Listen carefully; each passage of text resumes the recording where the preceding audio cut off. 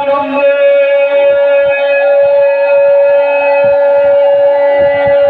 হরি হরি বল, হরি বল, হরি বল, হরি বল, হরি বল, হরি বল। আমার বসতে দাও। এদিকে আসো, তুমি এদিকে যাও।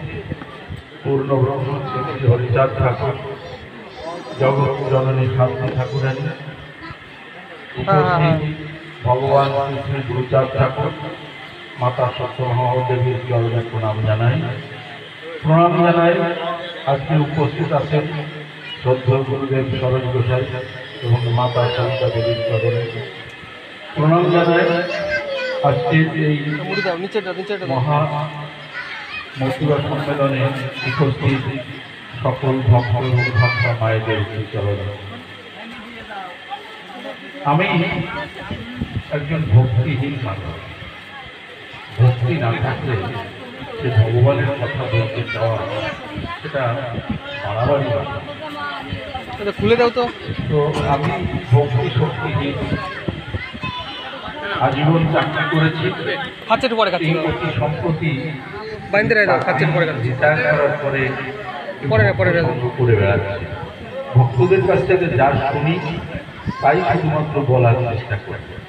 আমার পক্ষে তেমন কিছু জানা বোঝা সম্ভব নয়। আর আপনাদের আশীর্বাদে যা মুখে আসবে আর ঠাকুর সম্পর্কে ঠাকুর যা বলাবে তাই হয়তো হতে পারে। তা আমি লীলামৃত করেছি, আপনারা সকলেই লীলামৃত করে থাকবেন। লীলামৃত প্রচারের বিষয়ে আমি সামান্য দুটো কথা বলব। লীলামৃত যখন ঠাকুরের লীলা যখন মধ্যগগনে শনৈ শনৈ করছে, তখন দশরথ গোসাই এবং মৃত্যুঞ্জয় গোসাই ওনারা দুজন লীলামৃত লিখে ঠাকুরের কাছে হাজির করলেন। হে ঠাকুর, আমরা তোমার লীলামৃত লিখতে চাই। তখন ঠাকুর বললেন, না, তোমরা লীলামৃত লিখো না। এই বাসু কথা বলো না। তো সেখানে লীলামৃত লেখার ব্যাপারে ঠাকুর না করলেন। ওরা বললেন, না, আমরা লিখবই। তখন ঠাকুর বললেন, তোমরা যদি লীলামৃত লেখো তাহলে তোমাদের হস্ত পদাদি গলিত কুষ্ঠ হবে, তোমরা এটা লিখো না। তো ওরা বললেন, না, আমাদের গলিত কুষ্ঠ হোক আর যাই হোক, এটা তো আমাদের পুরস্কার, লেখার পুরস্কার।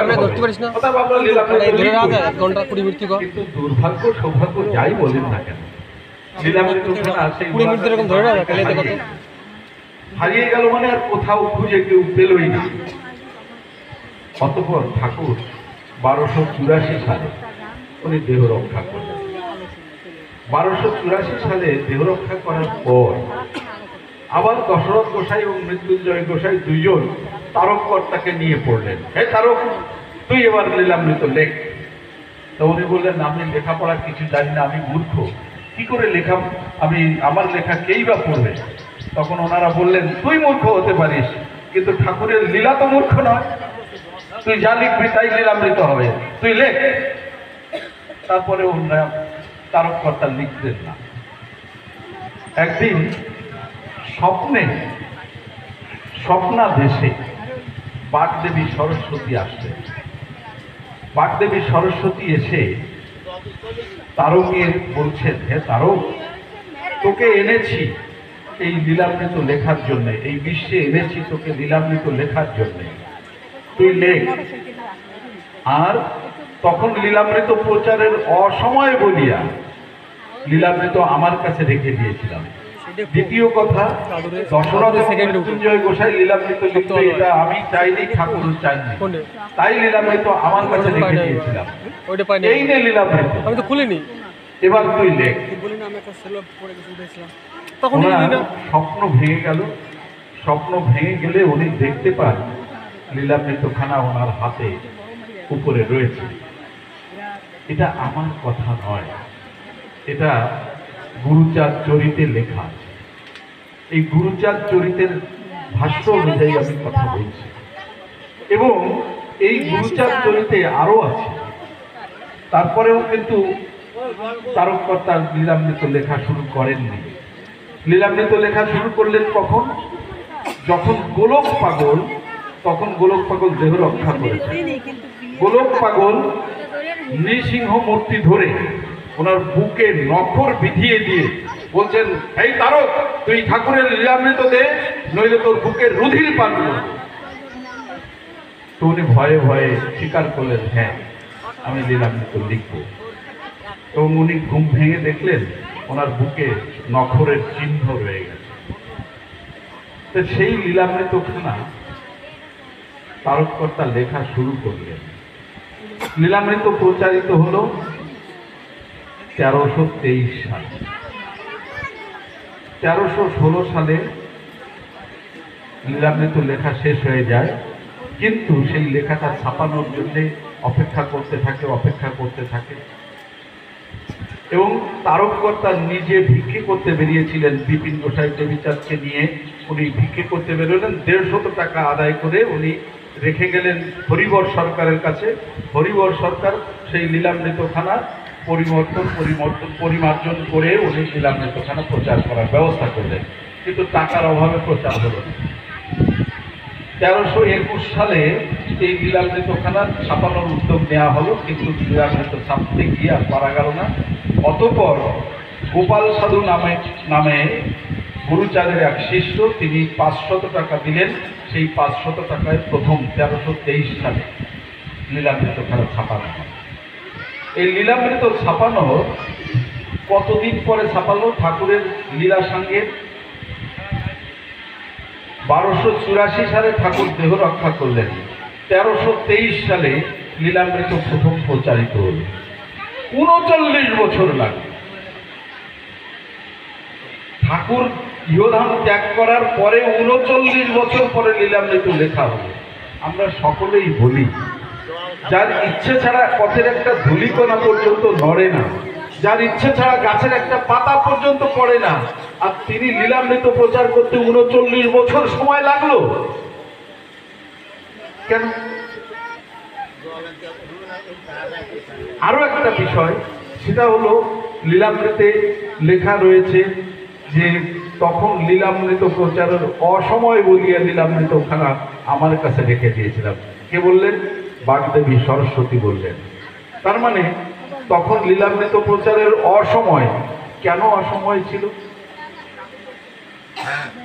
কি কারণে অসময় ছিল?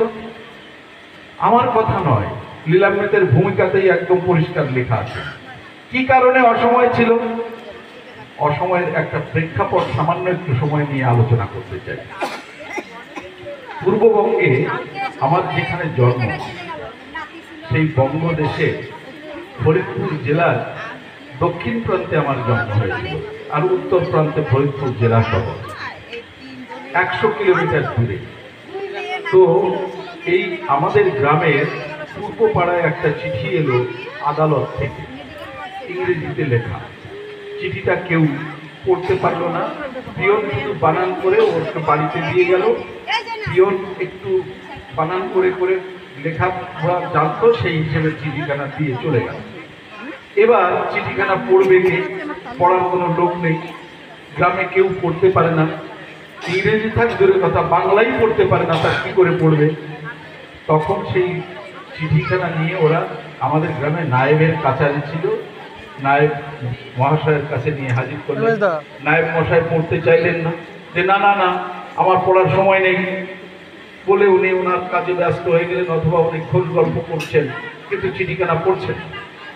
অতঃপর ওনার পিয়ন আবদালি বলছেন যে তোমরা দেখছো ওই কাছারির পাশে কতগুলো কাঠ পড়ে আছে, এই কাঠগুলো ফেলে দাও, তাহলে আমি নায়েব মশাইয়ের কাছে বলতে পারবো যে চিঠিখানা পড়তে পারবে না। ওরা 14-15 খানা কুড়ুল এনে কাঠগুলো ফেলে দিল। ফেলে দেওয়ার পরে চিঠিখানা পড়ে শোনালো। পরদিন ওদের ফরিদপুর আদালতে হাজিরা দিতে যেতে। এই ছোট্ট একটা কথা পড়ার জন্যে তখন 14 মণ চলা কাঠ ফেলে দিয়ে তারা চিঠিখানা পড়ালো। গ্রামের কেউ লেখাপড়া জানতেন না বলেই একখানা চিঠি পড়তে 14 মণ চলা কাঠ ফেলে দিতে হলো। সেখানে 253 পাতার হরি লীলামৃতখানা পড়তে গেলে কত মণ চলা কাঠ ফেলে দিলে লীলামৃতখানা পড়তে পারত? কি করবো? আর সেই কারণেই বোধ হয় লীলামৃত অসময় ছিল প্রচারের, কারণ গ্রামে কেউ লেখাপড়া জানতেন না। কে কি পড়বে, সেই পড়তে গেলে সেই ব্রাহ্মণ কায়স্থদের কাছে গিয়ে পড়াতে হতো। তারা বলতো এই বই পড়ার উপায় নেই, এই বই পড়ার কোনো দরকার নেই, তোরা এই বই পড়িস না, এতে কি লেখা আছে উদ্ভট কথাবার্তা, এসব পড়ার দরকার নেই। তাই তো হরিচাঁদ ঠাকুর গুরুচাঁদকে বললেন স্বজাতিকে শিক্ষা দেওয়ার জন্য। স্বজাতিকে শিক্ষা দেওয়ার জন্য গুরুচাঁদ ঠাকুর বললেন, সবাকারে বলি আমি যদি মানো মরে, অবিদ্যার পুত্র কন্যা যেন নাই থাকে ঘরে। খাও বা না খাও তাতে দুঃখ নাই, ছেলে মেয়ে শিক্ষা দাও এই আমি চাই। ছেলে মেয়ে দিতে শিক্ষা, দরকার হলে করবে ভিক্ষা। আর সেই কারণে ৩,৯৫২ খানা স্কুল তিনি করেছিলেন। হ্যাঁ, কারোর বাড়িতে পাঠশালা, কারোর গোয়াল ঘরে গরু বের করে নিয়ে গেলে ঘরটা পরিষ্কার করে সেই পাঠশালায় পড়ানো হতো। আমিও সেই পাঠশালায় পড়াশোনা করেছি। এখানে যারা বয়োবৃদ্ধ আছেন প্রত্যেকেই সেই সব পাঠশালায় পড়াশোনা করেছেন।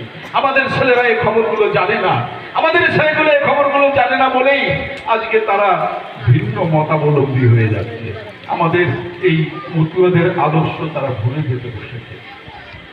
বাবা ব্যাস ডাঙ্কা কাঠর বাজিয়ে হরিনামে মাতো রাত হয়ে যায়, আর ছেলে সুট বুট করে উনি অন্য ধর্মের অন্য পথের পথিক হয়ে যায়। আজকে আমরা কোন পর্যায়ে দাঁড়িয়ে আছি সেটা আমাদের ভাবতে হবে। কেন আমরা আজকে ভিন্ন পথে যাচ্ছি, এই খবরটা আমাদের সন্তানদেরকে আমরা পৌঁছাই না। আমরা সন্তানদের সাথে কখনো আলোচনা করি না, সন্তানদের কাছে আমরা কখনো তাদেরকে পাশে বসিয়ে এই সব গল্পগুলো বলি না। আর সেই কারণেই তারা আজকে আমাদের পথ ভিন্ন পথে চলে যাচ্ছে। কেউ বলছেন একজন গৌতম ভট্টাচার্য নাম করে একজন লিখলেন, ভিন্ন সংগ্রামী মানুষেরা তোমরা গড়ে তুললেন মতুয়া ধর্ম। একটা পত্রিকায় এই লেখাটা পড়ে আমি তার কাছে একটা চিঠি লিখেছিলাম। আমি লিখেছিলাম যে উনি হুগলির একজন বিধায়কের কাছ থেকে, বিধায়ক নমশূদ্র, তার কাছে জানতে চাইছিলেন। তখন তিনি বললেন সব নমশূদ্র মতুয়া নয়, আবার সব মতুয়া নমশূদ্র, এটা বললেন সব নমশূদ্র মতুয়া কিন্তু সব নমশূদ্র মতুয়া নয়, উনি আবার এই ভিন্ন কথা বলে দিয়েছেন। তো আমি সেখানে বললাম যে আপনি সব মতুয়া নমশূদ্র নয় এটাও যেমন ঠিক নয়, সব নমশূদ্র মতুয়া নয় এটাও তেমনি ঠিক নয়। সব নমশূদ্র মতুয়া নয়, সব নমশূদ্র যদি মতুয়া হতো তাহলে আমরা ৫ কোটি মানুষ আছি, ৫ কোটি সকলেই মতুয়া হয়ে যেত। কিন্তু মতুয়া তো সকলে নয়। মতুয়া হতে গেলে কি করতে হবে সেই খবরটা আগে জানতে হবে। আবার সব মতুয়া নমশূদ্র নয় এই কথাটা ভুল, কারণ সব মতুয়া নমশূদ্র নয় এ কথাটা ঠিক, কিন্তু সব নমশূদ্র মতুয়া নয় এ কথাটাও ঠিক। কিরকম? সব মতুয়া যদি নমশূদ্র হতো তাহলে ব্রাহ্মণ, অক্ষয় চক্রবর্তী, রাধাচরণ চক্রবর্তী, জগদীশ চক্রবর্তী, অমৃতলাল মুখোপাধ্যায়, এরা সকলেই ব্রাহ্মণ ঘরের সন্তান। তারা পৈতা চিরে সকলে মতুয়া হয়ে গেছিলেন। আরও আছেন, অনেকেই আছেন। রসিক সরকার, উনি ছিলেন কায়স্থ মুন্সেফ, উনি মুন্সেফের চাকরি ছেড়ে দিয়ে উনি ঠাকুরের ধর্মমতে চলে আসলেন। তারপরে তিনকড়ি মিয়া, মীর সাহেব, এরকম বহু অজস্র অজস্র উদাহরণ রয়েছে আমাদের, যারা অনমশূদ্র অথচ মতুয়া হয়েছে, এখনো আছে। তো আমি সেই কথাটা বলেছিলাম। আর একটা কথা আছে যে এই লীলামৃতখানা রচিত হয়েছিল তখন এই গুরুচাঁদ চরিতে আছে লেখা। লীলামৃত লিখলেন স্বপ্নাদেশে তারককর্তা। তারককর্তা লিখে দিলেন গুরুচাঁদ ঠাকুরের কাছে। গুরুচাঁদ শশীভূষণকে পড়তে বললেন, পড়ে উনি বললেন খুব সুন্দর লেখা হয়েছে। আর গুরুচাঁদ ঠাকুরও বললেন খুব সুন্দর লেখা হয়েছে। এরপর শশীভূষণ বললেন এর নাম ঠিক হয়নি। নামটা ঠিক হয়নি কেন? উনি বললেন যে নামটা ছিল, আদি নাম ছিল হরিচাঁদ চরিত্র সুধা, এই নামটা ঠিক হয়নি। তখন উনি বললেন তাহলে কি নাম হওয়া দরকার? তখন শশীভূষণ নাম দিলেন শ্রী শ্রী হরিলীলামৃত। শশীভূষণ ঠাকুর এবং গুরুচাঁদ ঠাকুর সেই লীলামৃতখানা অনুমোদন করেছেন, এবং শুধু তাই নয়, তিনি সেই গ্রন্থে লিখেছেন প্রশস্ত গার্হস্থ্য ধর্ম জীবে শিক্ষা দিতে হরিচাঁদ অবতীর্ণ আসি অবতীর্ণ। তিনি বললেন সূক্ষ্ম সনাতন ধর্ম, সূক্ষ্ম সনাতন ধর্ম বা গার্হস্থ্য প্রশস্ত ধর্ম। ইতিমধ্যে আমাদের মধ্যে অনেকেই আছেন যারা বলেন মতীয় ধর্ম। মতীয় ধর্ম কথাটা কোথা থেকে আবিষ্কৃত হয়েছে আমার জানা নেই। কেন মতীয় ধর্ম বলছেন? লীলামৃত আমাদের একমাত্র প্রধান দলিল, আর হরিসঙ্গীত আর মহাসংকীর্তন, এই তিনখানা গ্রন্থ গুরুচাঁদ ঠাকুরের রচিত, গুরুচাঁদ ঠাকুর জীবদ্দশায় রচনা করা হয়েছে এবং তিনি এটা অনুমোদন করেছেন। সুতরাং এখানে যদি কেউ মতীয় ধর্ম বলেন তাহলে সেটা যেমন মন করা মতুয়াদের ধর্ম, মতীয় ধর্ম, এটা তো কোন ধর্ম হতে পারে না। হ্যাঁ, লীলামৃতের 67 পাতায় লেখা আছে মতুয়া উপাধি, মতুয়া উপাধি খ্যাতি জগতের মাঝ রচিল তারকচন্দ্র কবি রসদাস। মতুয়া সম্প্রদায়, ঠাকুর বলছেন ভিন্ন সম্প্রদায়। তো সম্প্রদায়টা কি করে মতীয় ধর্ম হয় আমি কিছু বুঝি না। কারণ সম্প্রদায়টা যদি ধর্ম হয় তাহলে নমশূদ্র সম্প্রদায় যদি আমরা বলি তাহলে নমশূদ্র ধর্ম বলতাম, ব্রাহ্মণ সম্প্রদায় বলি ব্রাহ্মণ ধর্ম বলতাম, আমরা বৈশ্য ধর্ম বলতাম, ক্ষত্রিয় ধর্ম বলতাম, এরকম অনেক ধর্ম বলতে পারতাম। তারপরে আছে রাধা বিনোদ সম্প্রদায়, রাধা বিনোদ একটা ধর্ম হয়ে যেত। রাই গোসাই সম্প্রদায়, তাহলে রাই গোসাই সম্প্রদায় হয়ে যেত। এই ধরনের হরে কৃষ্ণ সম্প্রদায়, রাধা বিনোদ সম্প্রদায়, এরকম বহু সম্প্রদায়, এই সম্প্রদায়টা কখনো ধর্ম হতে পারে না। সুতরাং যারা মতীয় ধর্ম বলে তারা তিন ধরনের মানুষ। এক ধরনের মানুষ তারা লীলামৃত পড়েছে কিন্তু লীলামৃত মানেন না। কারণ তারা হরিচাঁদ ঠাকুরকে পূর্ণ ব্রহ্ম হিসেবে মানেন না। তারা বলেন মহামানব। তিনি যদি পূর্ণ ব্রহ্ম না হবেন তাহলে জগৎ জীবেদের জন্য যে ধর্ম, সেই ধর্ম দিতে আসলেন। তিনি শুধু মতুয়া, কয়েকজন মাত্র মতুয়া, এখানে যত নমশূদ্র আছে সবাই মতুয়া নয়, তাহলে কয়েকজন মাত্র মতুয়ার জন্য তিনি মতুয়া ধর্ম দিতে আসলেন। শুধু তাই নয়, গোপী কপির যে ভাব, সেই ভাব হলো মতুয়াদের ভাব। সেই ভাব কজন মতুয়ার মধ্যে আছে? কোটিতে একজন মতুয়া মিলতে পারে, কোটিতে একজন মতুয়া মিলতে পারে। সুতরাং আমরা বলি মতুয়া ধর্ম, তাহলে কোটিতে মাত্র একজনের জন্য ধর্ম দিতে আসলেন ঠাকুর? না, তিনি আসলেন গার্হস্থ্য প্রশস্ত ধর্ম জীবে শিক্ষা দিতে হরিচাঁদ অবতীর্ণ আসি অবনীতে। গার্হস্থ্য প্রশস্ত ধর্ম দিলেন। গার্হস্থ্য প্রশস্ত ধর্ম কি? পিতা মাতা, স্বামী স্ত্রী, পুত্র কন্যা, আর গৃহপালিত পশু পাখি, আর হলো প্রতিবেশী। এই মানুষগুলো নিয়ে যত সুন্দরভাবে বসত করা যায় সেজন্য তিনি দিলেন গার্হস্থ্য প্রশস্ত ধর্ম। গার্হস্থ্য প্রশস্ত ধর্ম সর্বধর্ম সার, গৃহকে বিলাবে মুক্তি শ্রীহরি আমার। লীলামৃতের পাতায় পাতায় পাতায় গার্হস্থ্য ধর্মের কথা বহুত লেখা আছে। তারককর্তা বিয়ে করতে চান না, তারকের বিবাহ অধ্যায় লীলামৃতে আছে। তারককর্তা বিবাহ করতে চান না। কেন করতে চান না? বলেন, হে ঠাকুর, আমি যদি বিয়ে করি তাহলে কামিনী কাঞ্চন পেয়ে কাম কামনায় বশীভূত হয়ে আমি তোমাকে ভুলে যাব ঠাকুর, আমি তোমার শ্রীচরণ ছাড়া হয়ে যাব। তখন ঠাকুর বললেন, না না না, তোকে বিয়ে করতেই হবে। আর ঠাকুরের কথায় সেদিন তিনি বিয়ে করেছিলেন। তিনি বললেন, তিনি কি বললেন? ঠাকুর বললেন, আমাকে সরিয়া যে করে অপকর্ম, আমার ইচ্ছায় তাই হয় মহাধর্ম। আমাকে না সরে, আমাকে না স্মরণ করে যে করে মহাধর্ম, আমার ইচ্ছায় হতে পারে তাই পাপ কর্ম। ঠাকুরকে স্মরণ করে পাপ কর্ম করলেও সেটা মহাধর্ম হতে পারে। আর তাই তাকে বিয়ে করতে বললেন। এবারে এসেছি আমি এক খেলা খেলে যেতে চাই, আমি সকলের মধ্যে এই ধর্ম দিতে চাই, গার্হস্থ প্রশস্ত ধর্ম।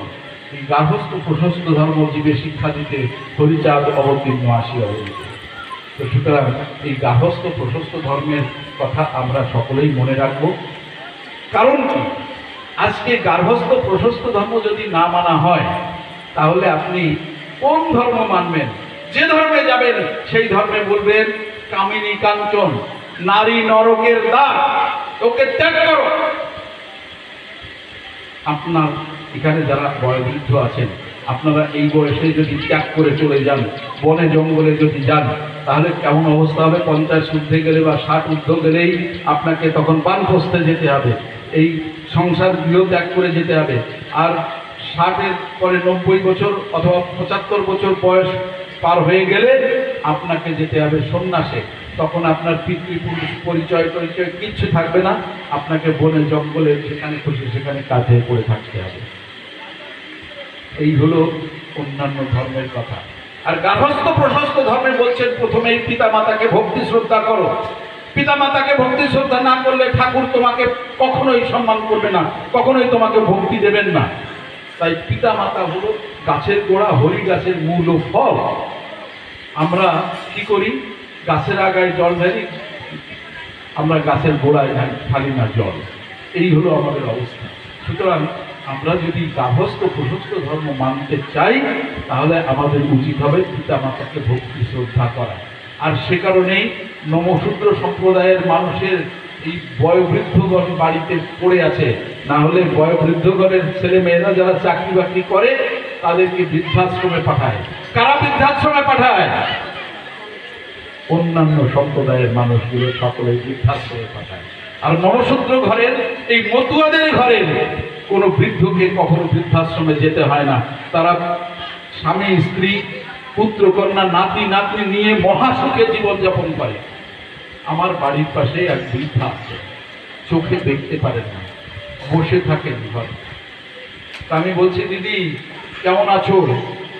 বলছে, দাদা আর ভালো নেই, এখন চলে যেতে পারলে বাঁচি, ঠাকুর কবে নেবে সেই আশায় বসে আছে। বলে, হ্যাঁ দিদি, আমাদের হাতে তো আর কোনো কিছু নেই, ঠাকুরের ইচ্ছা হলে তুমি চলে যাবে। তা তোমার ছেলে বৌমা এরা কি যত্ন আত্মি করে? সে মহিলা চোখের জল ছেড়ে দিয়ে বলছে যে, দাদা আমার ছেলে যা আমাকে করে এটা কেউ করে না, আমি মহা সুখে আছি। আমার বৌমাও আমাকে সেই খুব যত্ন আত্মি করে, সে বিছানায় বসে পায়খানা প্রস্রাব করে, সেগুলো পরিষ্কার পরিচ্ছন্ন করে। তো সুতরাং সেই মহিলার কথাই যদি হতো, তাহলে এই বুড়িকে রাস্তায় ফেলে দিয়ে আসতো যে তুমি এবার তোমার যা খুশি তাই করে বেড়াওগে, ভিক্ষে করে বেড়াওগে। আমরা দেখি তো রেল স্টেশনে ওই সিঁড়ির উপরে বসে বসে ভিক্ষে করছে, তাদেরকে ছেলে মেয়েরা নেই? আপনি জিজ্ঞেস করে দেখবেন, তাদেরও ছেলে মেয়ে আছে, তাদেরকে ভিক্ষে করতে পাঠিয়ে দিয়েছে। ছেলে মেয়ে এইরকম যত্ন করে না। তো যাই হোক, আমি আমার কথা বাড়াবো না। আমার যদি কোনো অন্যায় হয়ে থাকে, ভুল ত্রুটি হয়ে থাকে, তাহলে আমি ক্ষমা প্রার্থনা করছি।